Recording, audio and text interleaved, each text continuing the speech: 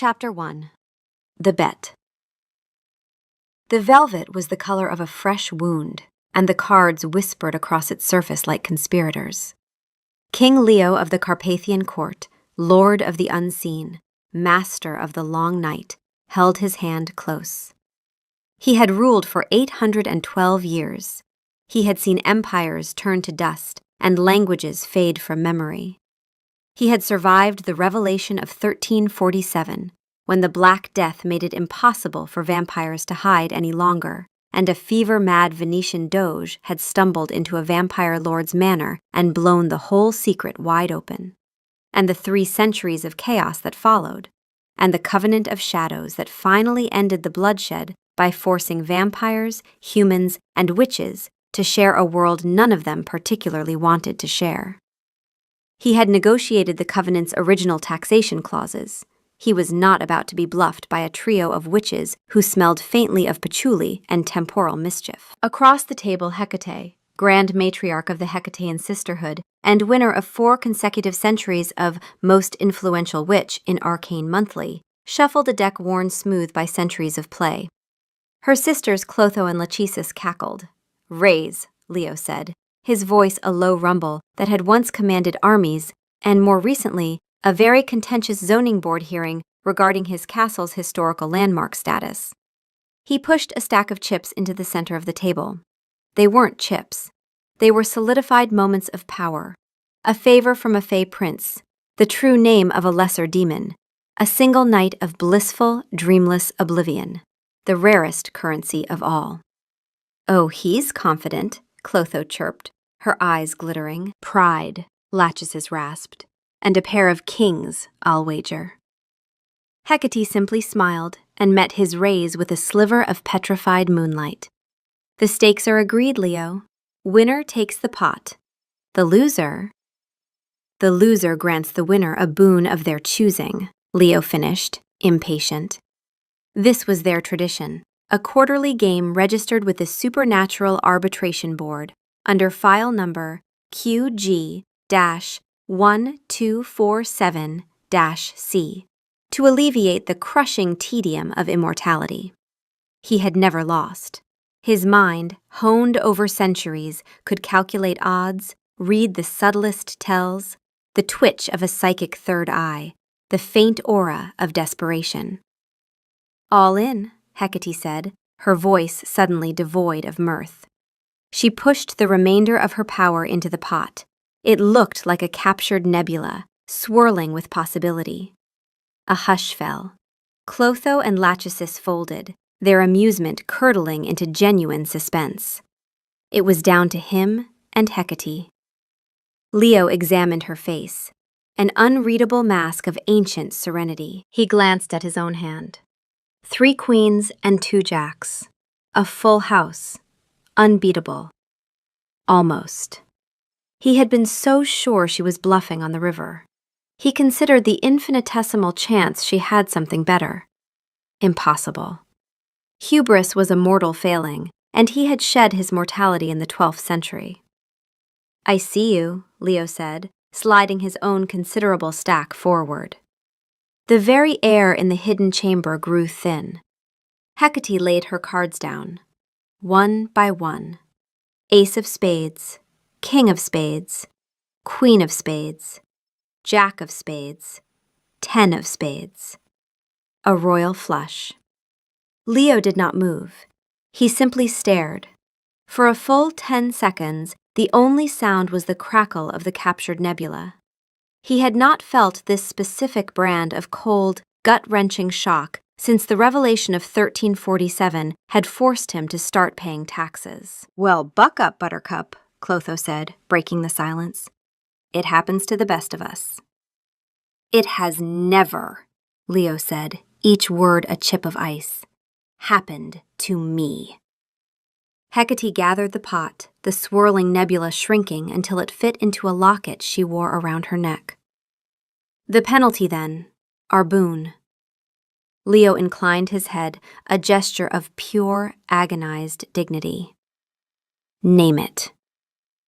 The wager was registered. Article 19 was clear. He would comply or face the arbitration board, and those proceedings were tedious beyond even his considerable tolerance for suffering. "We've been thinking about this for a while," Lachesis said, rubbing her hands together with glee. "Power, favors, secrets. You immortals are all so predictable." "We want something new," Hecate continued, her eyes twinkling with a truly terrifying light. "Something funny." Leo's jaw tightened. Nothing a witch found funny was ever good. "You, King Leo, will be bound in service to one human," she declared, "for 30 days. You must obey their every command, so long as it does not bring you to permanent ruin. No sunlight, no permanent dismemberment. But humiliation? Oh yes, humiliation is very much on the table. All perfectly within Article 19 parameters. We checked. Twice, Clotho added, and had a lawyer look at it." Leo felt a stillness descend upon him that was deeper than the grave. A king bowing to a civilian? The Supernatural Council would be dining on this for decades. "And which human?" he asked, his voice dangerously quiet. "Ah, that's the fun part," Clotho squealed. "It has to be random, true chaos." Hecate produced a silver scrying bowl, filling it with water from a pitcher. She whispered an incantation, and the water shimmered, the surface swirling into an image. It resolved on a small, brightly lit apartment. A young woman with messy brown hair pulled into a bun was sitting on the floor, surrounded by piles of construction paper. "I'm telling you, Liam," the woman said to the phone tucked between her ear and shoulder, "if I have to scrape glitter out of one more crevice of this apartment, I'm going to declare it a biohazard. Macaroni art should be a war crime." "No, I don't think that's an overreaction. It's sticky. And before you say it, yes, I know vampires don't have to deal with sticky because they don't eat macaroni. Another reason to be bitter about the whole mortality thing." Leo watched, appalled. This was his punishment. This chattering, glitter-encrusted mortal. "Her name is Ivy," Hecate said, a smirk playing on her lips. "She's a kindergarten teacher at Bridgewater Elementary, the integrated school, mixed human and vampire children. She teaches the day shift class, obviously. Perfect." The image zoomed in on Ivy's face as she laughed at something the person on the phone said. For a moment, Leo felt an unfamiliar sensation. It wasn't anger. It was a profound existential dread. He had conquered empires. He had survived the revelation and the bureaucratic nightmare of post-covenant tax law. And now, his greatest challenge was a woman who considered pasta a medium for artistic expression. This was going to be a very, very long month. Chapter 2. The Arrival. Ivy hung up the phone and surveyed the Jackson Pollock explosion of crafting supplies. Being a kindergarten teacher was 90% glitter management and 10% teaching the alphabet. She sighed. Time for coffee. That's when the man appeared. One moment she was alone with her piles of macaroni. The next, a figure was standing by her balcony door, which was most definitely closed and locked.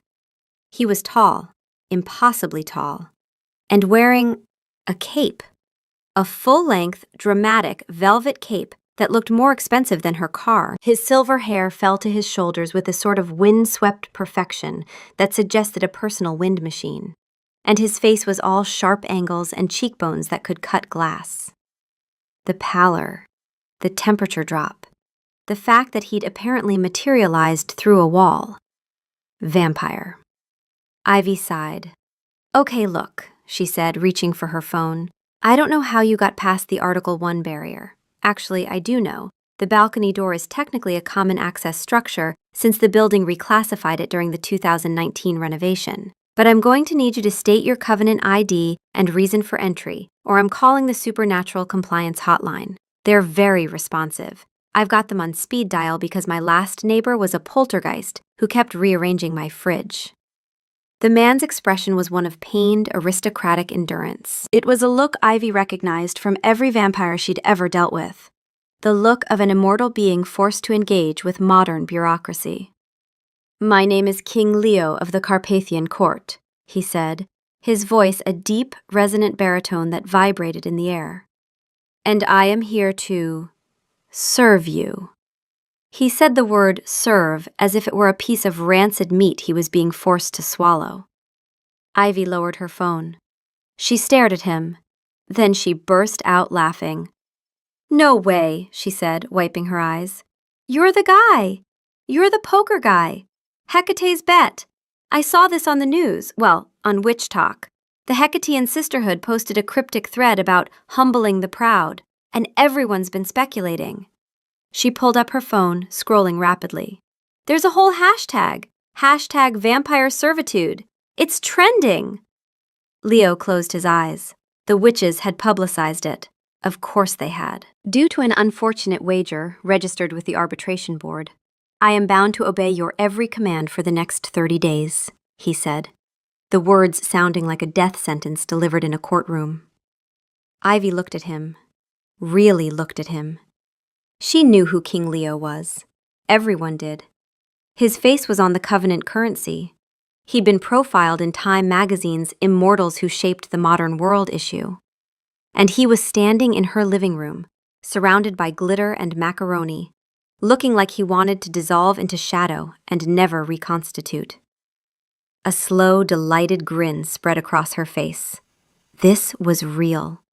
An actual, arbitration board certified, legally binding bet. And she, Ivy, kindergarten teacher, owner of a dying ficus and a worrying amount of craft supplies, was in charge. My every command? She asked. Unfortunately, he bit out. Okay, Your Majesty, she said, pointing toward the door. First command. He visibly braced himself, his posture straightening as if preparing for a royal decree. Yes? Go get me coffee. His face, a mask of stoic dignity moments before, contorted into a brief, exquisite flash of disbelief. It was there and gone in a second, replaced by the pained endurance. But Ivy saw it, and it was glorious. Coffee, he repeated, his tone flat. Yep, grande iced latte, 2 pumps of vanilla, oat milk. There's a place called The Daily Grind, 2 blocks down. It's human-owned but vampire-friendly. They do a blood espresso blend if you want something for yourself. Don't get lost. She waved a dismissive hand. She'd just given a direct order to a vampire king. Article 19 said he had to comply. She could feel the giddiness rising in her chest like champagne bubbles. He turned, his movements stiff with barely suppressed fury. He walked to her front door, his cape swirling dramatically behind him. He paused with his hand on the knob. You will require a key, he said through clenched teeth. Ivy tossed him her keys. Don't forget my little punch card. He caught them without looking, a flicker of supernatural grace that was almost spoiled by the jingle of the tiny plastic unicorn keychain attached to the ring. He stared at the unicorn for a long moment, his expression unreadable. Then he opened the door and was gone. Ivy waited a full minute, then pulled out her phone and called her friend Sarah. Sarah, turn on Witch Talk right now. You know that vampire king who lost the bet? He's in my apartment. No, was. He's getting me coffee. I know. This is the greatest day of my life. Chapter 3. The Threshold. 15 minutes later, there was a knock on the door. It wasn't the formal, imposing knock of a vampire king. It was the hesitant, uncertain knock of someone deeply ashamed of their current circumstances. Ivy opened it. Leo stood there, holding a single iced coffee. A neighbor, Mrs. Henderson, a retired witch who still wore her coven pendant, shuffled past. Oh, you're that vampire, Mrs. Henderson said. Saw it on the news. Couldn't happen to a nicer despot. Leo looked as though he were being slowly lowered into a vat of acid. Your caffeinated beverage, he said, holding it out to Ivy. It was clearly an effort for him not to just drop it on the floor. Ivy took it and took a sip. It was perfect. Wow, you're good at this. I have commanded legions, he said, his voice a low growl. I can acquire coffee. Great, my legions of dirty laundry are staging a coup in the bedroom. You're up. She smirked and walked back inside, leaving him standing in the doorway. He didn't follow. He just stood there, a dark, broody statue of indignation. What's wrong? Ivy asked, turning back. She knew exactly what was wrong. She'd been waiting for this. I cannot enter a private dwelling unless I am invited, he said, the words sounding like they were physically painful to speak. Article 1, as you are clearly aware. Ivy leaned against the doorframe, enjoying every second. So the balcony thing was a loophole? Interesting. I should probably get that reclassified back to private access. But for now, you're telling me that the king of the Carpathian court, who just materialized through my balcony like a Gothic fog machine, is stuck in my hallway because I haven't said the magic words? He stared at her, his eyes like two black holes, threatening to swallow all the joy in the hallway. Fine, she sighed dramatically. Come in, you ridiculous man. He swept past her, the movement so fast it was a blur.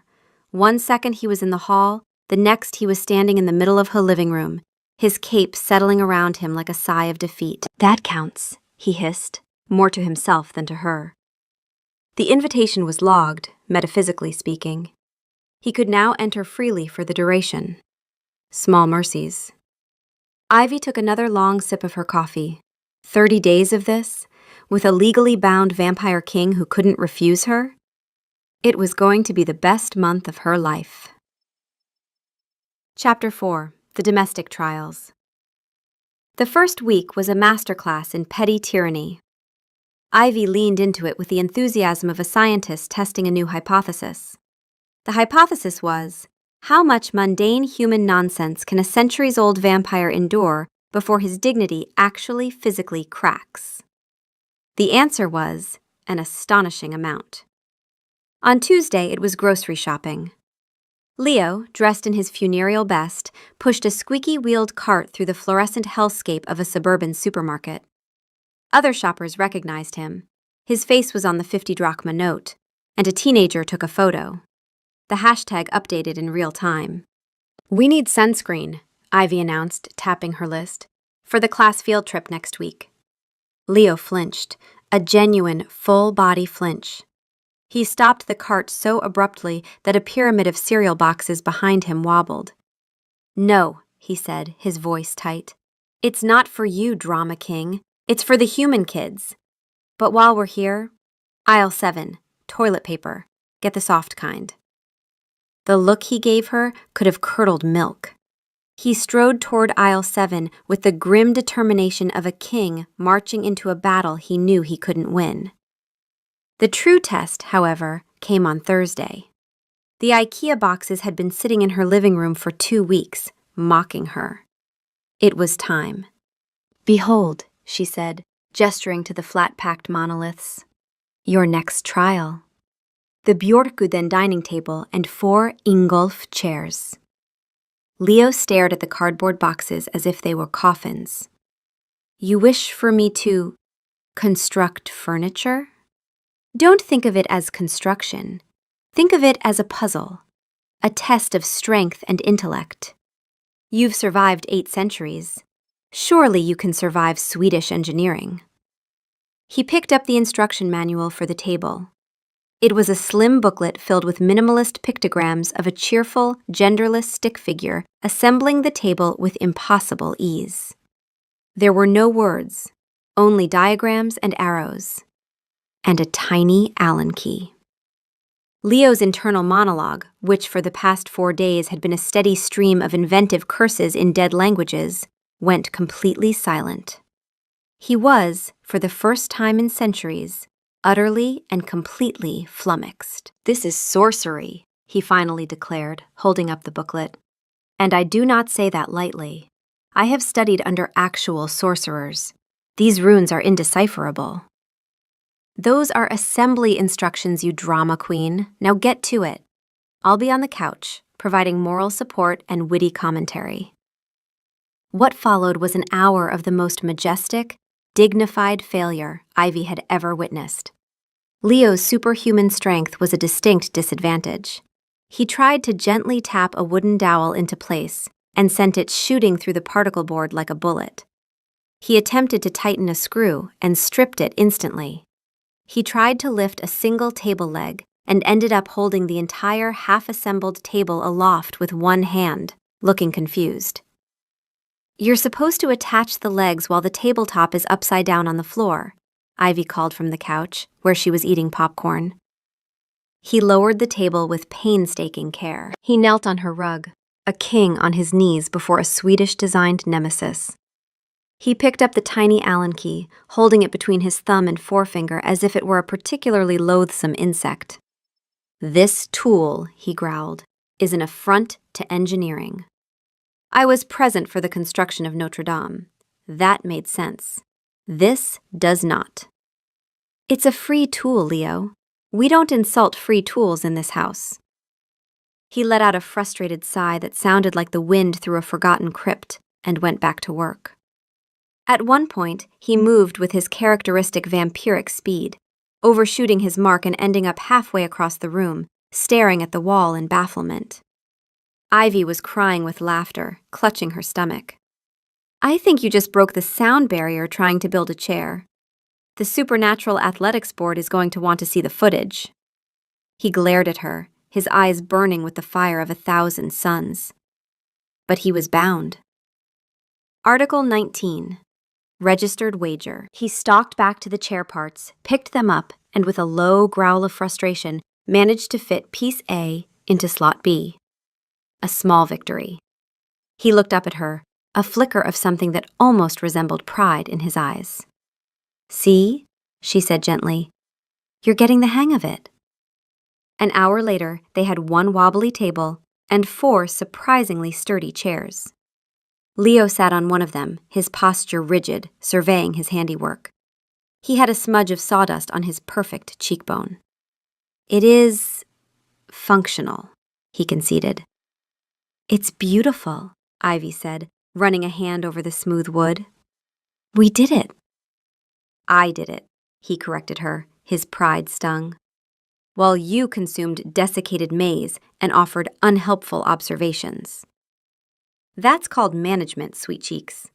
Welcome to the modern world. Even vampire kings answer to middle management eventually." She grinned at him. For the first time, his glare seemed a little less murderous. A little more exasperated. It was progress. That night, as Ivy slept, Leo did not. Vampires didn't need to. He stood by the window, looking out at the sleeping city. Tomorrow, she had informed him, they were going to Target. He knew what Target was. The Carpathian Court had a corporate investment portfolio, and Target was in it. But knowing it existed and walking through one as a servant were very different propositions. He looked over at the couch where she slept. She had fallen asleep watching Undead Housewives of the Carpathian Coast, the most embarrassing export of his own court, and a half-eaten bowl of ice cream was melting on the coffee table.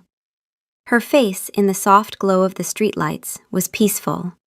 She looked young and fragile and so utterly, infuriatingly alive. His own existence felt like a long, dusty corridor of unopened doors. Her life was a messy, chaotic, glitter-strewn room, and he had been forced to step inside. So why, he wondered, as he found himself instinctively moving to pick up the melting ice cream bowl before it stained the table, did he feel the first flicker of something that wasn't pure, unadulterated misery? He banished the thought immediately. He was a king. This was a temporary humiliation. He would endure. He spent the rest of the night alphabetizing her spice rack. It was the only way to quiet the chaos in his own head. Time before turmeric. Always. It was a rule. And in a world suddenly devoid of them, a world where even the ironclad covenant seemed insufficient to protect his dignity, he would cling to any rule he could find. Chapter 5. The Court in Crisis. Word of the king's predicament had reached the Carpathian court by official channels, because Hecate had personally filed the wager results with the arbitration board and CC'd every major supernatural news outlet. The reaction was, to put it mildly, one of collective disbelief, followed swiftly by panic. Lucius, Leo's seneschal for the past 500 years, was fielding the fallout. He was a vampire of immense patience, but this was testing even him. "He's where?" shrieked Lady Seraphina, her voice echoing through the cavernous throne room. Seraphina was all drama and crimson silk, a rival from a lesser court who had been trying to orchestrate a political merger via marriage with Leo for the better part of a century. She held a seat on the Carpathian Council of Lords and had been angling for a co-regency that Leo found about as appealing as sunlight. "The Supernatural Times is running a front-page story, with photographs. There is a photograph of our king holding a roll of toilet paper in a supermarket. His Highness is currently fulfilling a legally binding obligation under Article 19, Lucius said, his voice smooth as polished obsidian. He was standing before the empty throne, a stack of unanswered petitions in his hand, and the Supernatural Times open on his desk to a headline that read, "King Kaelin spotted in Target. Sources say he seemed confused by the self-checkout." "The Hecatian Sisterhood is making a mockery of us," Seraphina spat. "They've turned our sovereign into a domestic. He was seen carrying craft supplies, Lucius. Craft supplies." "Macaroni, I believe," Lucius said, consulting the small, frantic note Leo had managed to send via a terrified shadow bat, which was the vampiric equivalent of a text message for those who refused to use smartphones, for a kindergarten art project. The silence that followed was absolute. Seraphina looked as though Lucius had slapped her with a wet fish. "Our king," she said slowly, her voice dangerously low. "The scourge of the Ottomans, the night wolf of Wallachia, founding signatory of the Covenant of Shadows, is doing arts and crafts?" "The situation is legally airtight," Lucius hedged. "The arbitration board reviewed the wager terms personally. There are no grounds for appeal." "Then we act outside the board," Seraphina declared, her eyes beginning to glow with the faint red luminescence that indicated a vampire approaching combat readiness. "We remove the human. Discreetly. The Covenant protects humans from unauthorized biting, not from persuasion. Any interference with the terms of a registered wager constitutes a violation of Article 19, Section 4, Lucius recited from memory, punishable by sanctions up to and including interdimensional exile for all parties involved, including co-conspirators." He let that last word hang in the air. Seraphina's glow dimmed, but her fury did not. "This is an outrage, an insult to our entire lineage. If you will not act, Lucius, then I shall find a way that does not technically violate the Covenant." Lucius watched her go with a weary sigh. He made a mental note to dispatch agents to watch her, and maybe send Leo some blood bags, the premium O-negative vintage. The poor man was clearly suffering enough. Chapter 6. The Recital. Meanwhile, Leo's suffering had reached a new, exquisitely painful apex. He was sitting on a tiny, foldable chair in a school gymnasium that smelled of floor wax and children's feet. The chair was not designed for a 6'4" ancient vampire. His knees were somewhere around his ears. He was at a dance recital. Ivy's 6-year-old niece, Lily, was performing. She was part of a troupe called the Sparkletoes, an integrated group of human and vampire children, and they were dancing to a song that seemed to be composed entirely of the words baby and shark, repeated ad nauseum. The children on stage were less a coordinated dance troupe and more a flock of startled flamingos, each moving in a direction of their own choosing. The vampire children moved with slightly more grace, but compensated by being entirely too fast, blurring through choreography that the human children were still processing.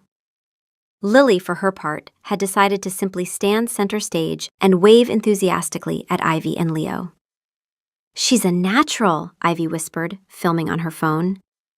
"She is not moving," Leo observed, his voice a deadpan monotone. "She has stage presence. Look at that charisma." Leo looked. He saw a small human in a pink tutu with a piece of spinach stuck in her teeth. The recital lasted for 2 hours. 2 hours. Leo had sat through the negotiations that produced the Covenant of Shadows. Both had been less agonizing than this. Through it all, Leo sat, a statue of Gothic misery in a sea of suburban joy. Afterwards, Lily, her face flushed with excitement, ran full tilt at Ivy, who scooped her up. "Did you see me, Aunt Ivy? Did you see me?" "I saw you. You were the best sparkle toe out there." Then Lily turned her wide, curious eyes on Leo, who was attempting to blend in with a stack of gym mats. Lily toddled over to him and looked up. And up. And up. "You're very tall," she announced. "Are you a king vampire? You look like the man on the money." "I am," Leo confirmed, with the weariness of someone who has been identified by a 6-year-old from Currency. She reached out a small, slightly sticky hand and patted his knee. "You look sad, like my goldfish when he died. My teacher says vampires can be sad too, just like humans. Is that true?" Out of the mouths of babes, in the post-Covenant world, children were taught about interspecies empathy from kindergarten. Ivy's curriculum, no doubt.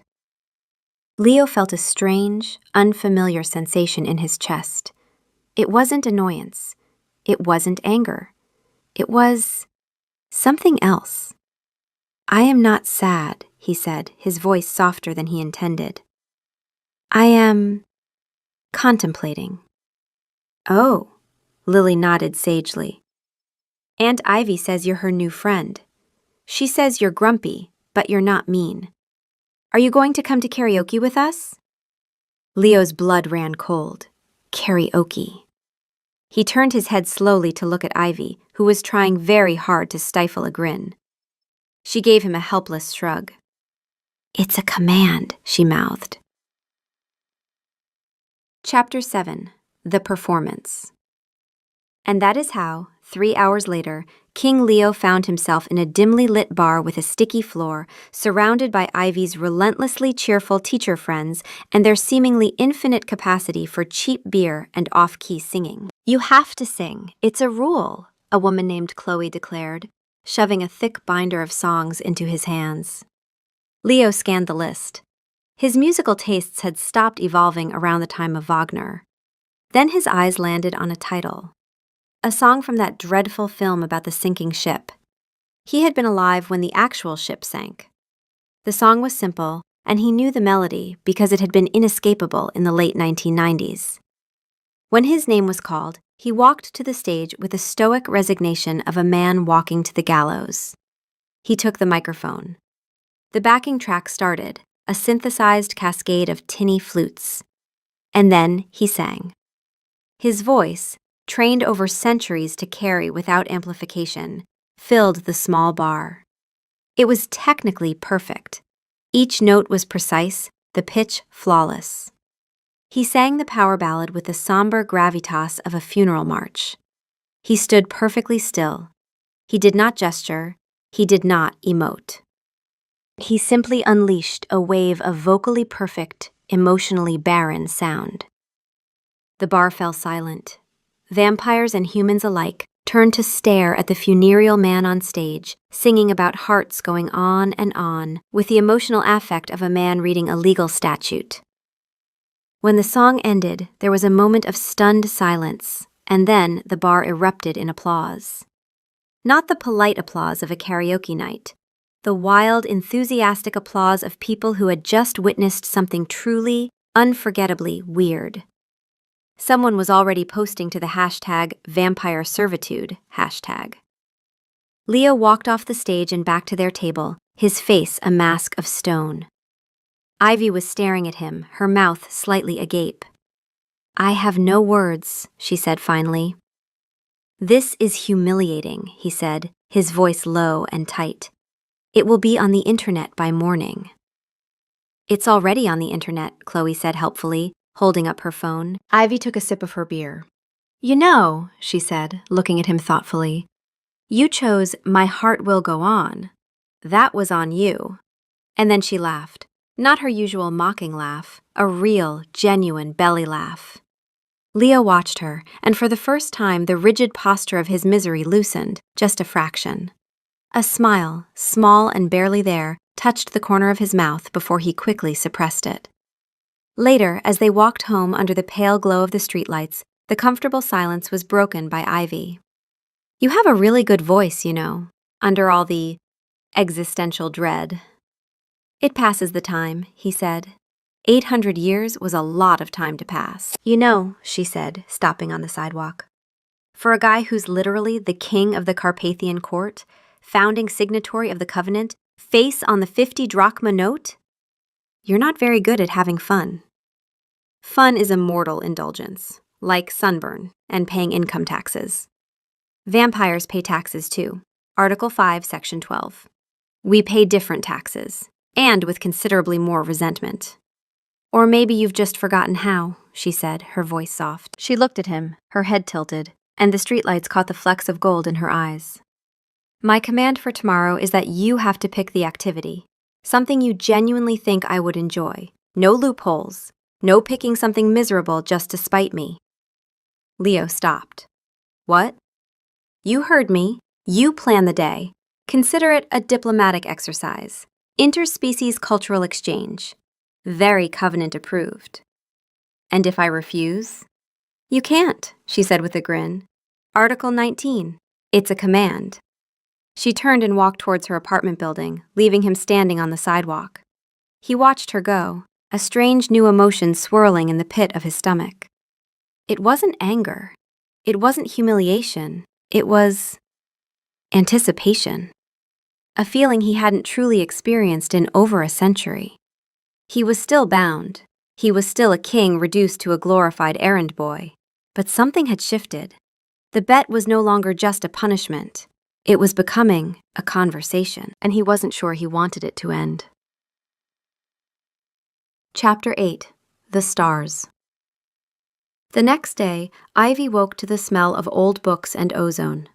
Leo was standing in her living room, looking uncharacteristically hesitant. "I have chosen the day's activity," he announced. "Okay," Ivy said, pulling on a robe. "Lay it on me. Are we cataloging different types of soil? Reciting epic poetry in its original Latin? Polishing your collection of antique misery?" "We are going to the observatory," he said. Ivy paused. "The Griffith Observatory?" "The very same. It is closed to the public tonight for maintenance. I have arranged for a private viewing. I know the director. His great-great-grandfather funded its construction. I once did his family a favor during the Revelation riots. Perfectly above board."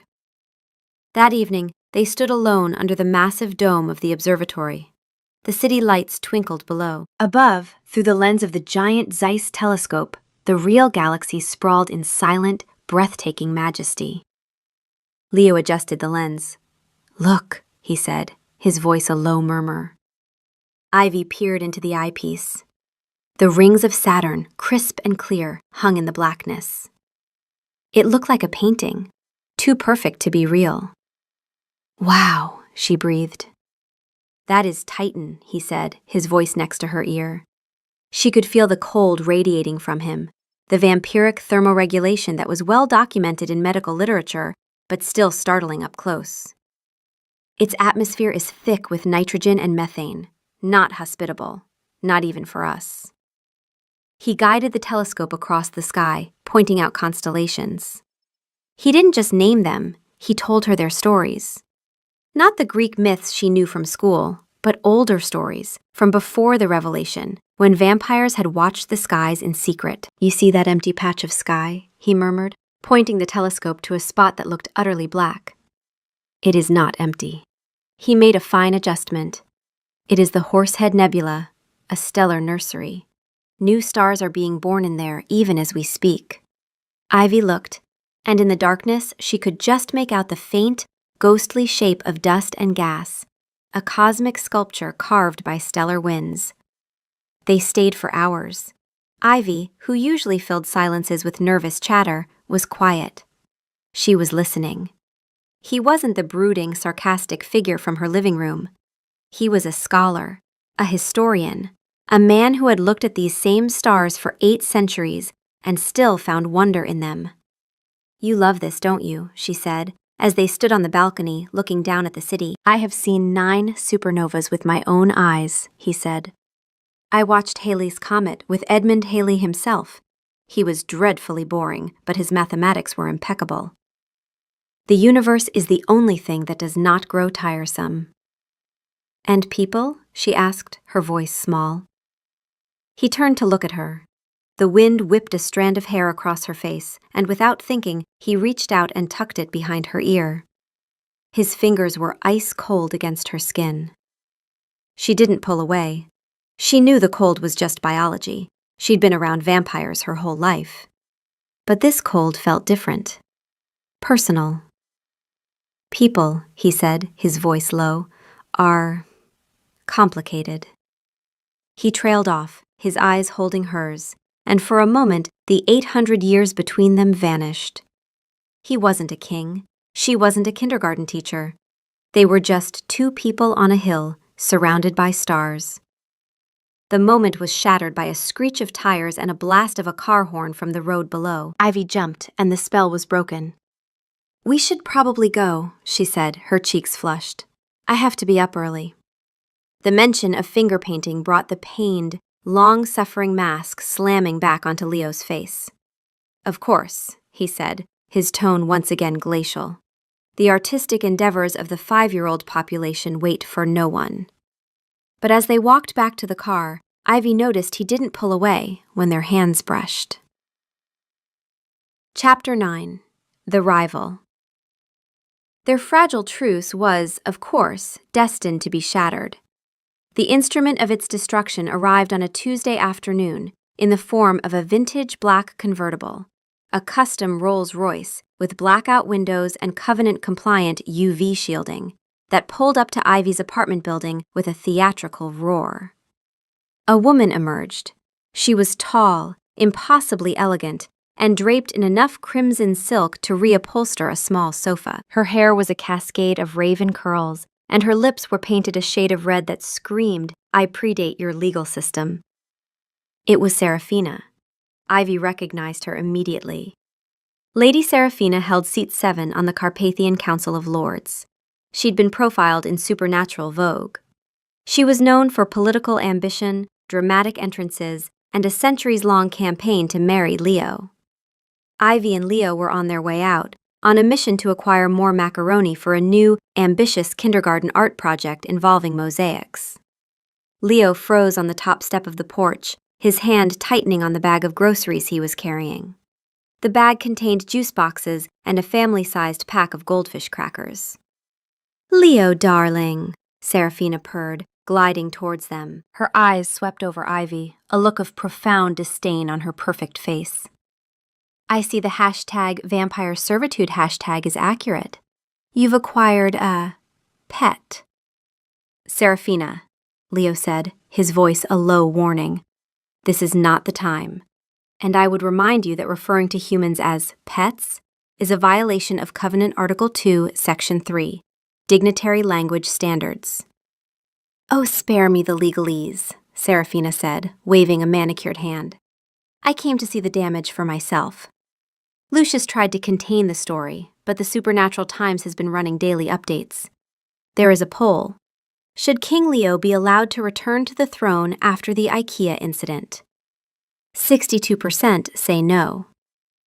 Ivy, who had dealt with her fair share of over-the-top helicopter parents and was entirely unfazed by vampire dramatics after years of teaching their children, stepped forward.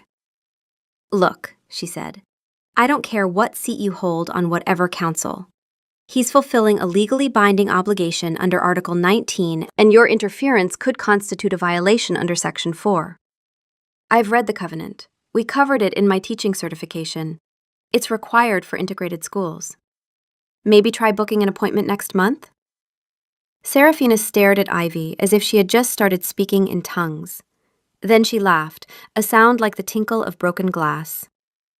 "She knows the covenant. How adorable. A human who thinks citing article numbers makes her an equal." She took a step forward, her eyes beginning to glow with a faint red light, the combat luminescence that, in public, constituted a covenant-level threat display. Leo moved. He was a blur, a shadow. One moment he was by the door, holding the groceries. The next, he was standing between Ivy and Serafina, The bag of goldfish crackers dropped and forgotten on the pavement.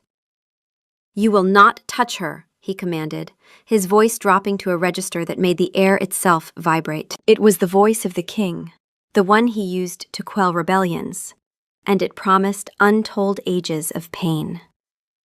"And your threat display in a public residential zone is a direct violation of Article 7, Section 9. I will not hesitate to file the report myself." Serafina actually recoiled. "Leo, you would cite the covenant against your own kind? For a human?" "She is under my protection," he stated, "not as a term of the wager, as a personal declaration." Ivy's jaw dropped. He was bound to obey her, not protect her. Personal declarations of protection were a serious matter in vampire law. They carried weight far beyond the 30-day bet. This wasn't part of the wager terms. This was something else entirely. "The bet has addled your mind," Serafina hissed. "The council will hear of this. When this month of folly is over, you will come to your senses. And I will be waiting." She paused, with a formal motion of no confidence, if necessary. With a final venomous glare at Ivy, she turned, got back into her convertible, and sped off with a screech of tires that was every bit as dramatic as her arrival. A heavy silence fell. Leo stood with his back to Ivy, his shoulders rigid. A small orange cracker lay tragically crushed near his immaculate boot. "Well," Ivy said, breaking the silence, "that was a lot. She seems nice. Very supernatural vogue." Leo turned slowly. The fury in his eyes had been replaced by a deep, weary exhaustion. "My apologies," he said, his voice stiff. "That should not have happened. She violated at least 3 covenant provisions." "Hey," Ivy said, her tone softening. "It's okay. You didn't let her go full threat display at me on my own front porch. Thanks for that. And for citing Article 7, Section 9, that was genuinely hot." He blinked. It might have been the first time in 8 centuries that someone had called his legal knowledge attractive. He just stared at her.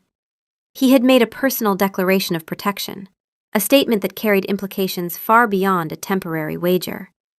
The realization dawned on him with the weight of a collapsing mountain. He bent down and began to pick up the scattered juice boxes, retreating back into the role of the servant, rebuilding the walls that had come crashing down. Ivy watched him, a lump forming in her throat. The game had just become terrifyingly real, and the 30-day deadline, which had once seemed like a finish line, now felt like a cliff edge they were both running towards at full speed. Chapter 10. The Quiet. The final week of the bet descended like a fog.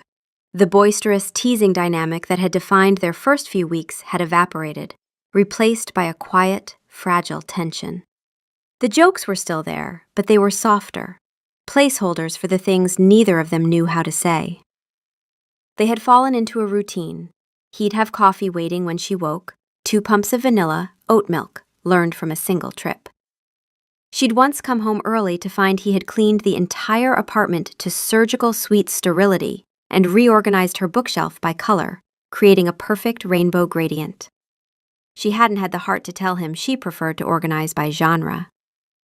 He no longer waited for her commands. He anticipated them. He knew Wednesdays she was too tired to cook, so he'd have Thai takeout waiting. He learned the names of every child in her class, listening with silent intensity as she recounted the day's small dramas. In return, she stopped giving him deliberately absurd tasks. No more assembling furniture. No more trips to crowded stores just to watch him suffer. Instead, she asked him about his life. Not the grand epic battles, but the small things. What was the world like before the revelation? She asked one evening on her tiny balcony. "Quieter," he said. "We lived in the gaps of your world. There was freedom to it, but also a loneliness. Imagine spending centuries surrounded by people, never able to tell a single one who you truly are." He paused. "The revelation was traumatic, but I do not miss the hiding." "What's the best thing you've ever seen?" The aurora borealis from a fjord in Norway. The sky bled green and purple fire, and there was no one to see it but me and the wolves. And the worst? His face shuddered. We do not speak of the 14th century, and she knew not to push. The 30 days were no longer a sentence for him or a game for her. They were just days. A strange, shared life they had built by accident, governed by rules neither of them had written. The approaching end of it was a physical presence in the apartment, an unspoken guest at their quiet dinners. On the 28th day, Lucius appeared. He didn't use a shadow bat this time. He simply shimmered into existence in the middle of Ivy's living room, having apparently obtained a temporary access waiver from the Supernatural Compliance Board, because Lucius, unlike Seraphina, did everything by the book. Your Highness, he said, bowing his head to Leo. He gave Ivy a polite, if frosty, nod. Ms. Ivy. At least he used her name. Progress, from the vampiric establishment. It is time, my king, Lucius continued. The court is in disarray. The Lithuanian delegation arrives in 3 nights. The Supernatural Council has scheduled an emergency session, and the arbitration board wants a formal debrief. Leo stood, his posture shifting from reluctant roommate to monarch. The terms of the bet are not yet concluded, Lucius. My king, this has gone on long enough. You have outlived empires. This month is less than a blink to you, but your kingdom needs its ruler. Ivy, who had been standing by the kitchen counter, felt each word like a physical blow. Less than a blink. Every human who lived alongside vampires understood the mathematics, but hearing it said aloud, in her own kitchen, made it real. Her 30 days that had felt so significant, it was nothing. A rounding error in his existence. That is enough, Lucius, Leo said, his voice dangerously quiet. But the damage was done. Ivy felt the familiar, sarcastic armor slide back into place. It was heavy, but it was safe. He's right, you know, she said, her voice bright and brittle. She picked up an apple and began polishing it on her sleeve. The kingdom can't run itself. The covenant doesn't allow for power vacuums. Article 8, Section 2. And the bet's almost over anyway. Better get your dramatic exit polished. Leo turned to look at her. The hurt in his eyes was so raw that she almost faltered. But she couldn't. She'd seen this story before. Every human who'd ever loved a vampire had. The math didn't work. Ivy, he began. Look, it's been a blast, she interrupted, forcing a wide fake smile. 10 out of 10. Best Article 19 wager outcome in recorded history. Now, if you'll excuse me, I have some macaroni mosaics to grade. She turned her back on him, busying herself at the counter, her hands shaking. She could feel his gaze on her, heavy and searching. Leave us, Lucius, Leo commanded. The seneschal bowed again. As you wish, my king. The compliance waiver expires in 30 seconds regardless. And he shimmered out, taking his bureaucratic efficiency with him. The silence he left behind was deafening. Ivy, that is not what this is, Leo said, his voice low. Isn't it? She whirled around, the fake smile gone. What is it then, Leo? A cultural exchange program? Very covenant approved? You've been a great sport, really. You've seen how the other half lives, the mortal half, the blinks. It must have been fascinating for you, like a nature documentary. You are deliberately misunderstanding, he said, taking a step towards her. Am I? She shot back, taking a step away. You're a king. You have a kingdom. You have blood tribute treaties and council sessions and a seat at the table that literally governs our entire civilization. I have a security deposit I'm trying to get back, and a 6-year-old who still can't tie his own shoes. We're not in the same universe, Leo. The covenant might say we're equals, but we both know the math. She needed to push him away. She needed him to leave before he left on his own and took her stupid, hopeful heart with him. Chapter 11. The Goodbye. The next 2 days were agony. Ivy treated him with a cold, professional distance. She gave him curt, impersonal commands. Take out the trash. The ficus needs watering. Don't stand so close to the window, you're blocking the light. He obeyed each one with a heavy, wounded silence. The light had gone out of their strange little world. The apartment felt like a tomb, and he knew tombs. On the final night, day 30, Ivy stood by the window, watching the clock on her microwave. 11:58 p.m. He stood by the door, a silent, dark statue. He hadn't spoken a word in hours. The arbitration board's wager clock was metaphysical. At midnight, the binding would dissolve, as certain and final as the invitation law. He would feel it release. And then he would be free to leave. Free from her commands. Free from the tiny apartment and the glitter and the macaroni. Free to return to his castle, his court, his endless, dusty existence. She couldn't bear it. She couldn't bear to watch him just stand there as the binding dissolved, the metaphysical equivalent of a chain falling away. She had to be the one to end it, on her terms. She turned from the window, her face set. "I have one last command," she said, her voice shaking only slightly. He looked at her, his dark eyes filled with a world of pain. He simply nodded. She took a deep breath. "Go." The word hung in the air between them. It was the cruelest thing she had ever said. He visibly flinched, as if she had struck him. For a long, terrible moment, he just stared at her, his face a mask of heartbreak. The kind of heartbreak that looked old, practiced, as if he had known it was coming, but had hoped, against 8 centuries of experience, that it wouldn't. She saw him open his mouth as if to speak, then close it again. He gave her a single, formal nod, the nod of a king acknowledging a decree. He turned, opened the door, and walked out into the hallway without a sound. The door clicked shut. 12 o'clock. She felt it, or imagined she felt it. The faintest shift in the air, as if something invisible had snapped. The binding was gone. He was free. He was gone.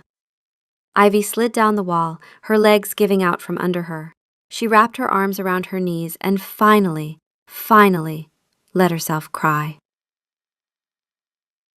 Chapter 12. The Return. The next morning, the apartment was horribly, unequivocally silent. The coffee maker sat cold on the counter.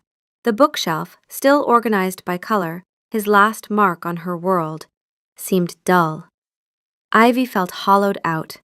She had won. She had pushed him away. And it felt like the most devastating loss of her life. She shuffled into the kitchen and filled the coffee maker on autopilot. Just as she was reaching for a mug, there was a knock on the door. A soft, hesitant knock. Not the thunderous summons of a king, nor the frantic rap of a pizza delivery guy. It was just a knock. Her heart leaped into her throat. It was probably Mrs. Henderson. It was definitely not him. She wiped her eyes and shuffled to the door. She opened it, and her world stopped. It was Leo. He was standing in her hallway, looking as out of place as he had on the very first day. He wasn't wearing his dramatic cape, just a simple black sweater that somehow made him look both more human and more impossibly regal. In his hands, he held 2 paper cups from the daily grind.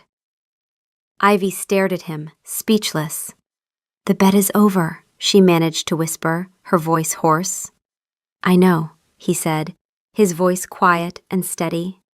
He didn't move from the doorway. He couldn't. The original invitation had been for the duration of the wager, and the wager was over. Article 1 was absolute. He needed a new invitation. He was waiting, not because he was bound, but because he was choosing to respect the law that had always governed the space between their worlds. "You don't have to be here," she said, the words catching in her throat. "I know that too." He stood on the threshold, the metaphysical barrier shimmering faintly between them. He held the coffee cups with the careful precision of a diplomatic offering. "You told me to go," he said, his dark eyes searching hers. It was a command, and the bet was still in effect. So I obeyed. I walked out of the building. I walked to the end of the block. He paused, and his next words were heavy with meaning. And then midnight passed, and the binding dissolved, and I was free. Free to do as I wished for the first time in 30 days. And you wished to get coffee? Ivy asked, her voice trembling. I wished, he said, closing the distance between them as far as he could, right to the edge of the invisible barrier, to come back. Not because I was commanded, not because the covenant requires it, not because of any article, section, or arbitration ruling. He held her gaze. Because I choose to. She had to choose. Ivy, he said, and his voice was raw with an emotion she had never heard from him before. For 800 years I have existed. I have ruled, I have fought, I have endured. I survived the revelation and the purges and the 3 centuries of chaos that followed. I helped build the covenant because I believed that coexistence was possible. But I have not lived. Not until this past month. His voice cracked, barely, on the last word. A crack that 800 years of composure could not quite prevent. You showed me color, and noise, and chaos. You showed me a 6-year-old who waves instead of dancing, and you called it charisma. You made me build furniture with a tool that should be classified as a weapon. You made me sing songs about sinking ships in a bar full of teachers. You cited the covenant at me and called it hot.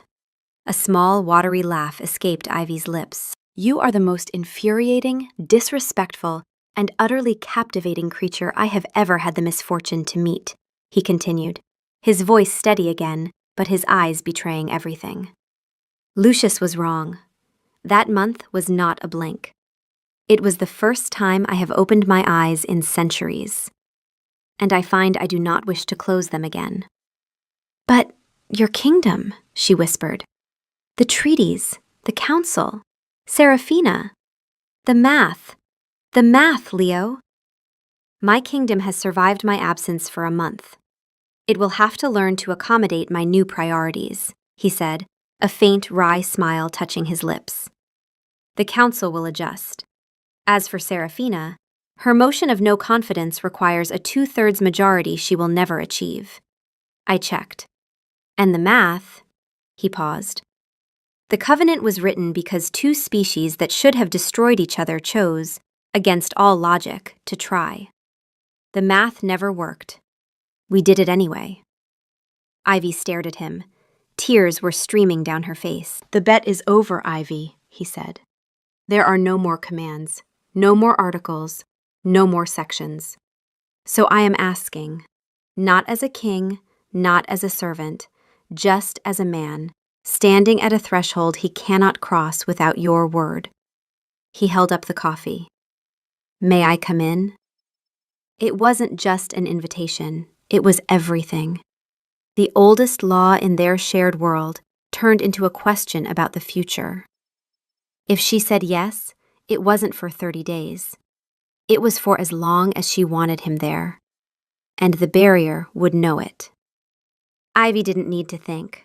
All she knew was that the silence in her apartment that morning had been the most unbearable sound in the world.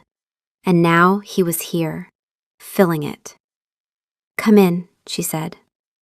The barrier dissolved, not with a flash or a sound, but with a warmth. A subtle shift, as if the apartment itself had exhaled. He stepped across the threshold, and the world rearranged itself around that single, voluntary step. He set the coffees down on her cluttered entryway table. Then he reached out and gently cupped her face in his hands. His hands were cold, as always. Biology, not indifference. But his touch was searing. She surged forward, wrapping her arms around his neck. She kissed him. It was not a gentle kiss. It was a messy, desperate, tear-salted kiss that said, finally, you idiot. His lips were cold, but as he wrapped his arms around her, pulling her tight, she felt a warmth that had nothing to do with body temperature and everything to do with coming home. When they finally broke apart, they were both breathless. Does that count as a binding invitation? He murmured against her hair. I think the universe got the message, she said, pulling back to look at him. She smiled, a real, brilliant smile that made his unbeating heart ache. Now, are you going to help me with the dishes? Or are you just going to stand there looking all broody and romantic? Leo looked over at the sink, piled high with the evidence of her grief-fueled solo dinner from the night before. He let out a long, put-upon sigh, but this time it was fond. "As you wish," he said, and for the first time the words felt like a promise, not a punishment. Outside, the city hummed. Humans and vampires going about their lives, governed by a covenant that was always being amended, always being tested. The math never quite worked, but they did it anyway. Some things, it turned out, didn't need a clause. Epilogue: The Amendment. 3 years later. The paperwork was, without exaggeration, the worst part. Ivy had expected the worst part to be the existential dread, the knowledge that she was choosing to leave behind mortality, sunlight, aging, and the ability to eat pasta without it tasting like wet cardboard. She had expected sleepless nights of doubt, philosophical spirals about identity and the nature of the self, long conversations with her therapist, Dr. Huang, who specialized in interspecies relationship counseling and had seen it all. Instead, she had made her peace with the big stuff surprisingly quickly. The sleepless nights had lasted about a week. The philosophical spiral had been resolved over a bottle of wine with Sarah, who had pointed out that Ivy had been functionally nocturnal since college anyway, and that her relationship with pasta was already complicated. The therapy sessions had been productive. Dr. Huang had cleared her, emotionally and psychologically, after 6 months of sessions specifically designed for pre-turning candidates. No. The worst part was the paperwork.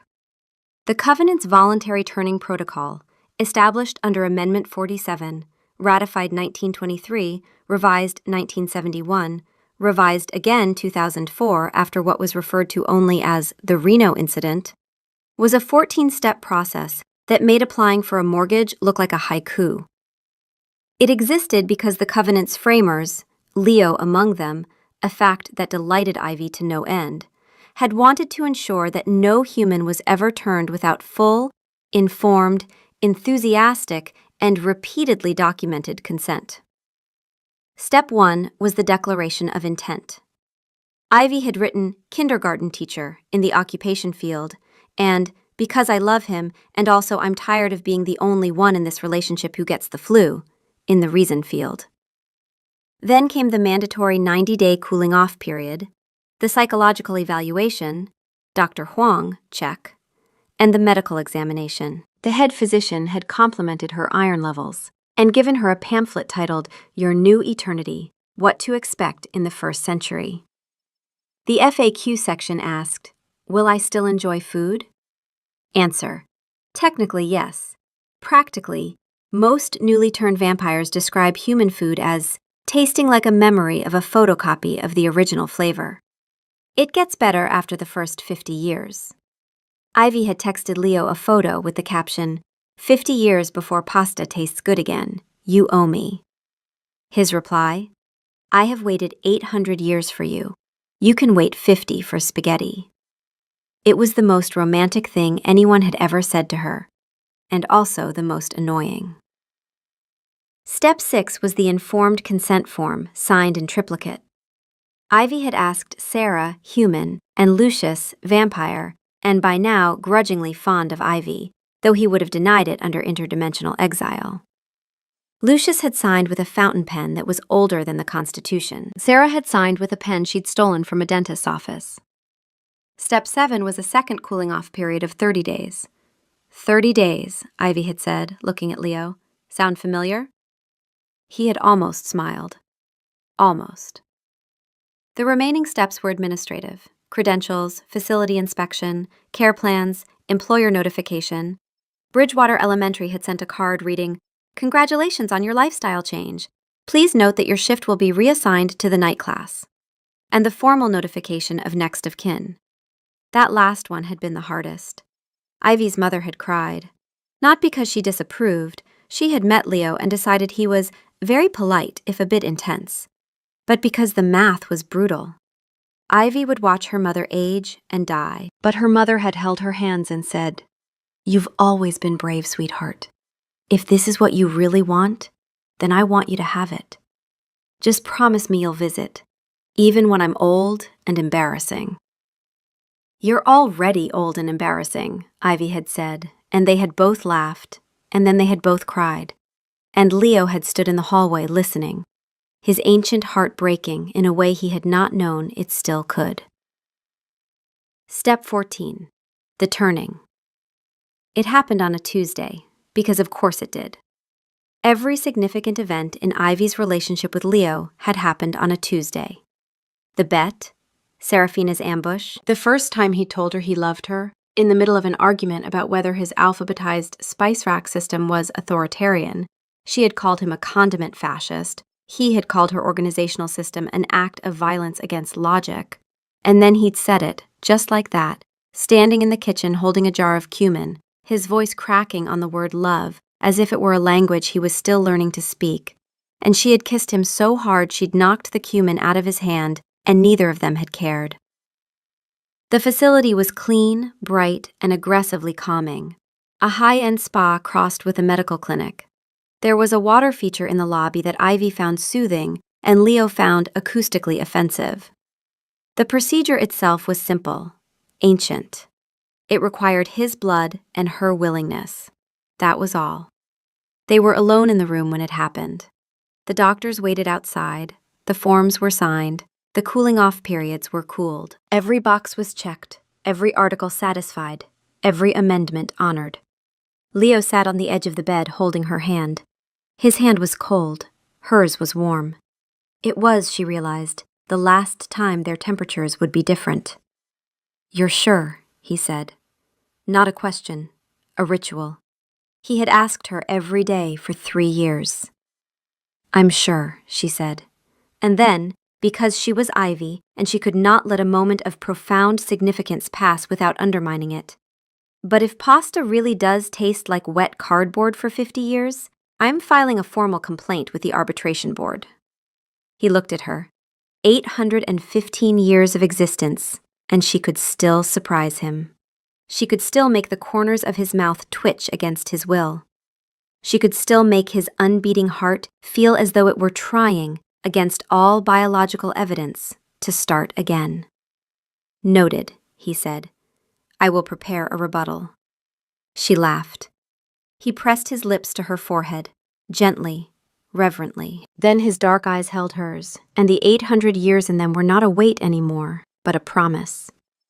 "Ready?" he asked. "Ready," she said. After. She woke up cold, not the shivering cold of a winter morning, a deep, settled cold, as if her bones had been replaced with marble. It was not unpleasant, just different. The first thing she saw was the ceiling, every crack rendered in absurd crystalline detail.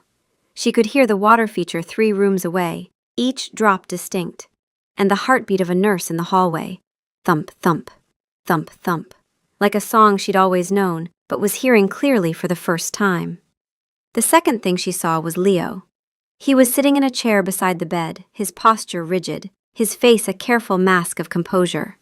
But his eyes were wrecked. Red-rimmed in a way she hadn't known vampire eyes could be. He had been sitting there for the entire transition. 12 hours. He had not moved. "Hey," she said. Her voice sounded different, richer. Like someone had added a bass note she'd never had before. "Hey," he said. And his voice broke on that single, stupid syllable. And Ivy realized that she had never, not once in 3 years, seen him cry. He was crying now. She sat up. The movement was instantaneous. She thought sit up, and her body just did it, without the usual negotiation between brain and muscles. She overshot, launching herself upright so fast that she nearly headbutted him. "Whoa," she said, gripping the edge of the bed.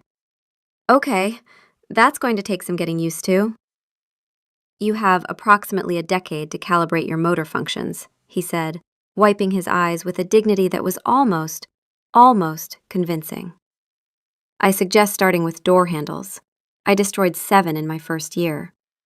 7? It was the 12th century. Doors were more fragile. She laughed.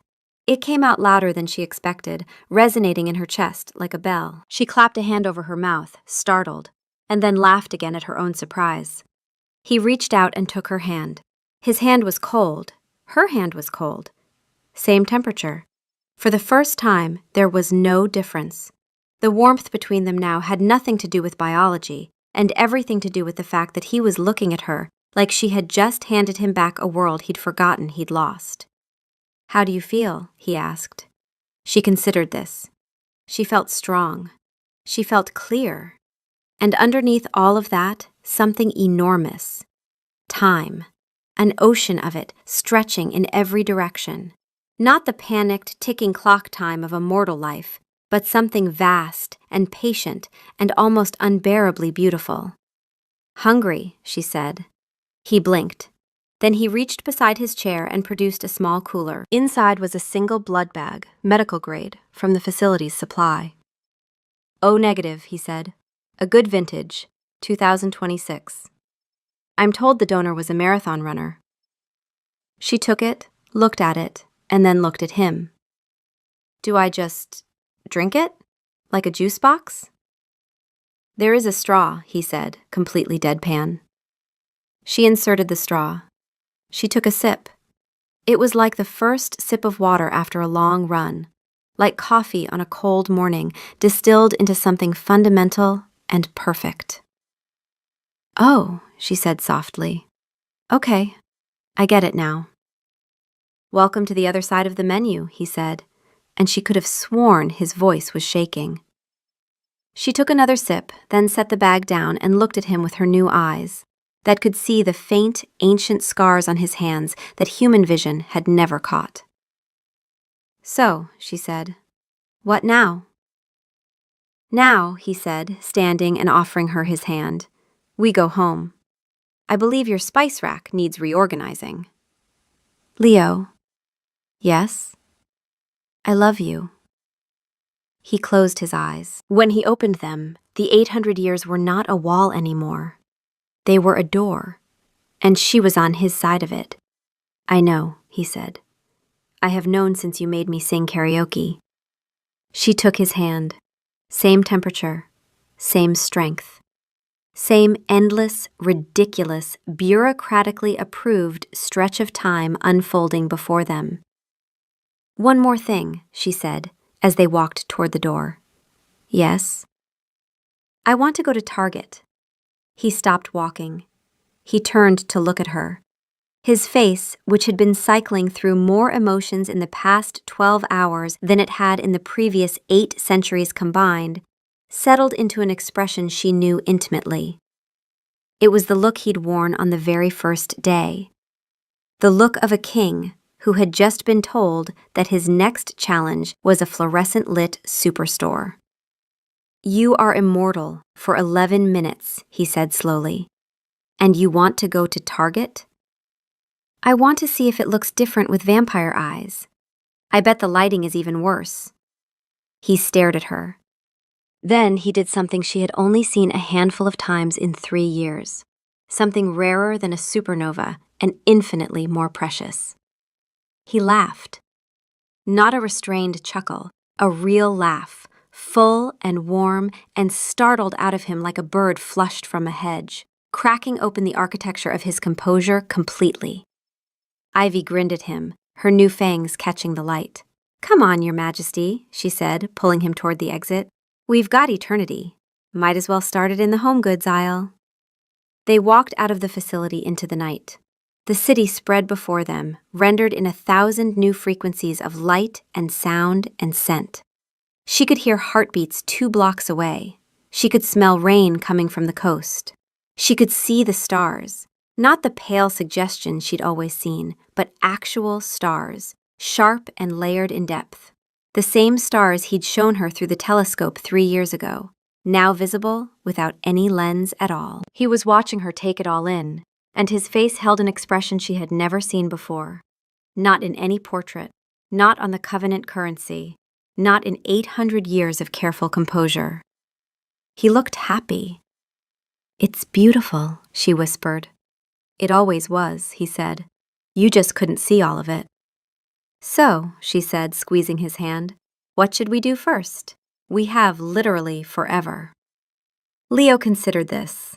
He had lived for 815 years, and he had never once been asked that question by someone who could actually stay for the answer. Whatever you want, he said, and meant it.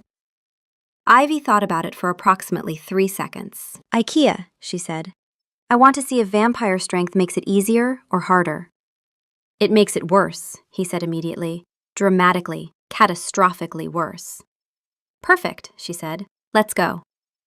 They walked into the night, hand in hand, same temperature, same speed, same impossible, covenant-approved, bureaucratically sanctioned, Article 19 originated, completely ridiculous, forever stretching out ahead of them. And somewhere, in a hidden chamber beneath the Swiss Alps, Hecate watched them go in her scrying bowl and smiled. I told you, she said to her sisters. Best bet we ever made. Clotho cackled. Lachesis shuffled the deck. Double or nothing? She asked. Hecate's smile widened. Deal.